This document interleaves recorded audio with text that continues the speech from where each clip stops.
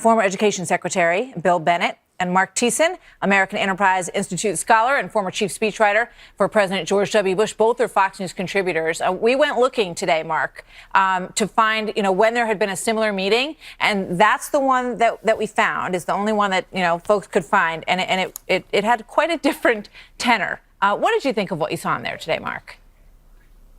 I thought it was a remarkable meeting, a remarkable decision by the White House to do this. And look, Martha, there were two big stories today, okay? The first is that Donald Trump masterfully led this bipartisan meeting that actually moved the ball forward on immigration reform in front of the eyes of the American people. And the second is it snowed in the Sahara Desert today for the first time. Now, those two things should not be equally rare. I mean, why are we not...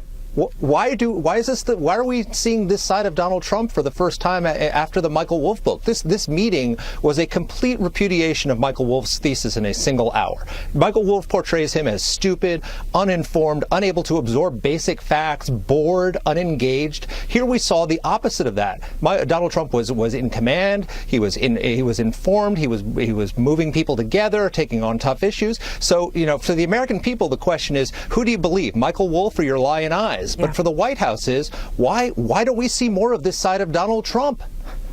Bill Bennett, why don't we see more of this side of Donald Trump? And do you think we will now? And have you ever seen, compare this to your own history in the White House, Bill?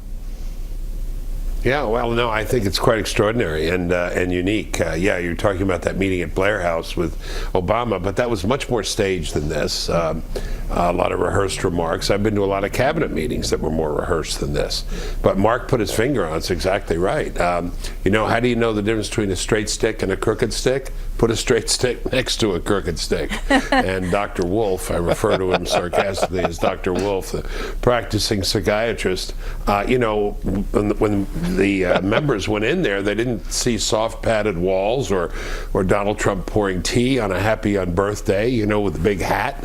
I mean, the man is perfectly in control of his senses. This was a great exhibition of his sanity, of his leadership. And we even got indications from these guys sitting around the table of where they are. Often you don't until this final vote comes, and then you can't tell if they're hiding their own views in the bushes or not. So it was a great, it was a great day, a notable day, and I think a historic day. And in terms of the question you asked Marc and then me, I think you'll see more of this. A president in control and command. The fact that CNN had to tip its hat, well, what more can I say? Let's play a little bit more of this from this afternoon when he talked specifically about what he was willing to do on comprehensive immigration, and I'll get your thoughts on it. Let's play it. You're not so far away from comprehensive immigration reform. And if you want to take it that further step, I'll take the heat. I don't care. I'll take all the heat you want to give me. And I'll take the heat off both the Democrats and the Republicans. My whole life has been heat. My whole life has been heat. Marc? Yeah, I mean, look at him. He wants to enlarge the problem and do a big deal. Donald Trump is all about big deals. And this came as a huge surprise to the New York Times and all the liberal media that Donald Trump, what he's talking about is legal status for most of the 11 million illegal immigrants who are in this country in exchange for a wall and border security. That came as a surprise to those people. It doesn't come as a surprise to us, Martha, because we've talked about this on the show before. Donald Trump has campaigned on what he called touchback, which is basically all the bad ones have to go, but all the good ones, all they have to do is they have to go back to their home country, get a special visa, and get expedited return and legal status. He's been for that from the beginning. So if the Democrats were smart, what they would do is jump at that and say, yes, we'll give you your wall in exchange for that. Absolutely. And if you can't, the only thing standing between Trump succeeding and getting that kind of a big bill and is Democratic opposition to, are they willing to build a wall? Yeah. And why shouldn't they? I mean, two things that are going to tick off very strong conservatives' bill.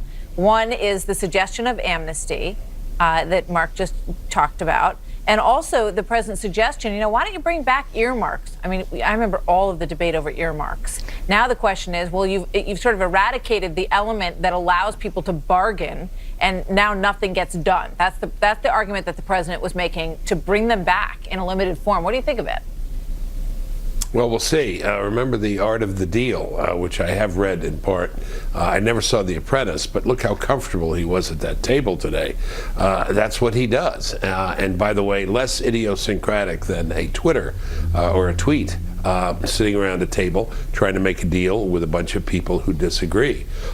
Look, starting points are not ending points. I'm reminded of the great distinction Talleyrand made between a willingness on principle to compromise and a willingness to compromise on principle.